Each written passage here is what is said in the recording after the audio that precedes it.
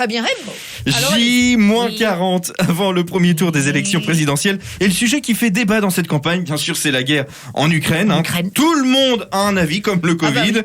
Et certains candidats, franchement, ont eu du pif concernant ce conflit, comme Éric Zemmour. Oui. Éric Zemmour a dit il y a quelques jours... Vous n'avez pas l'air d'y croire, l'invasion russe. Il y a quelques semaines, vous disiez je n'y crois pas. Je vous avoue que je n'y crois pas. Mais c'est vrai que je suis sceptique. Il a le pif. Il est sceptique.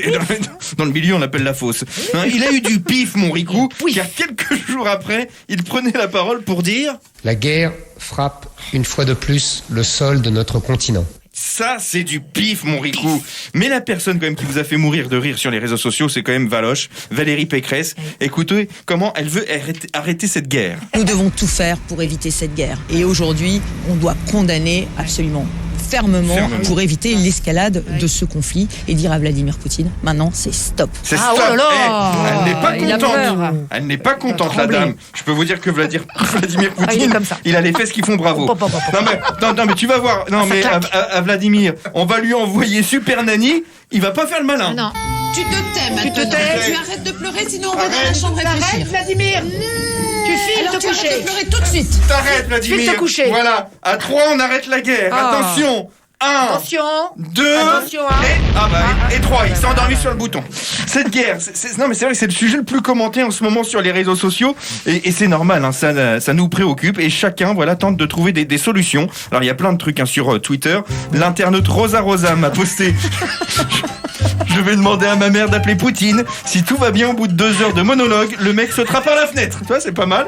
Nini McBride a tweeté: j'ai bien analysé la situation et je pense qu'il est temps de renvoyer en urgence Thomas Pesquet dans l'espace pour être sûr qu'un Français survive à tout ce merdier. Bonne idée. Moi aussi, je vais acheter un espace, tiens.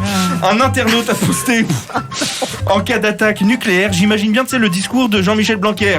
Petit 1, ouvrez les fenêtres.